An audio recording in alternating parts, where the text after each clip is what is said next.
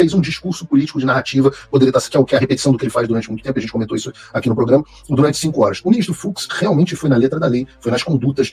Agora, eu reparei também que uma das coisas que o ministro Fux chamou a atenção e para a qual eu nunca havia me atentado, e vi pouca gente comentar sobre isso, é que eles fazem acusações de conduta do presidente Bolsonaro que teriam começado, se eu não me engano, desde 2021, e enquadram e julgam essas condutas de acordo com uma nova lei que foi aprovada em 2022. Eu falei, pô, nunca tinha parado para pensar nisso, né? Porque a mudança da Lei de Segurança Nacional acontece em 2022, mas eles julgam as condutas do presidente Bolsonaro, de toda essa suposta organização criminosa, anteriores, em 2021. Eu nunca tinha, de novo, não sou doutor, mas eu nunca tinha visto a lei retroagir para julgar condutas anteriores. Paulo, isso é um negócio que você aprende muito tarde na faculdade de Direito. Acho que você aprende logo no segundo período, na primeira aula de Direito Penal. O princípio corolário do direito penal, não só brasileiro, mas ocidental, de forma geral, é igual nos Estados Unidos, na França, no Reino Unido, é o princípio da legalidade. O princípio da legalidade no direito penal diz que não há crime sem prévia previsão legal, ou seja, tem de haver uma lei definindo a conduta, tipificando, e não há pena sem prévia cominação legal. Ou seja, não basta que exista a lei, há de existir, ao tempo do cometimento do ato delituoso, uma pena aplicada àquela conduta.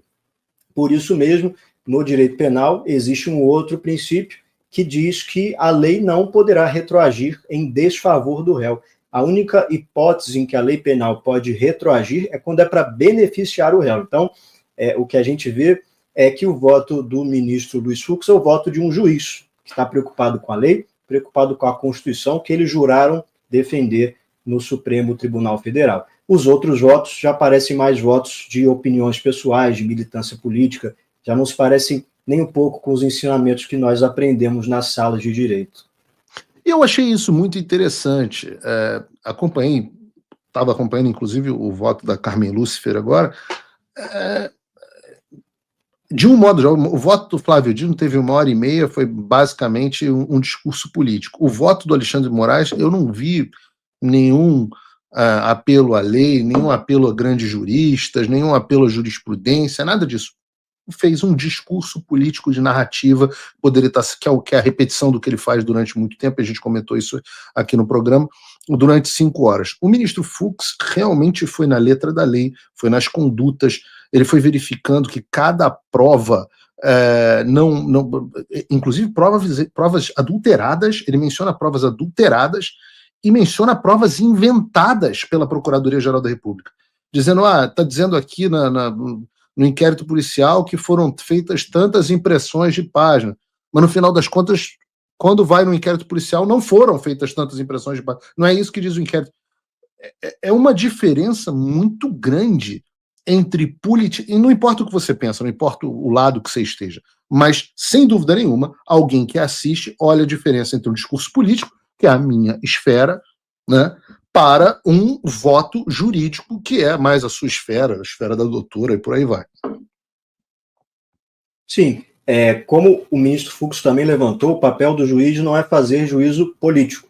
O papel do juiz, e eu vejo que hoje muitos magistrados se esqueceram disso, isso é um problema global, a gente pode até falar sobre isso depois, mas é um problema global, não restrito ao Brasil, é que os juízes eles querem interpretar a lei de acordo com as suas próprias convicções. Então, você acha que ocorreu um golpe de Estado, você acha que ocorreu uma tentativa de abolição violenta do Estado democrático de direito, e aí você tenta incluir e encaixar com alguma gambiarra a conduta das pessoas ao tipo penal previsto na legislação.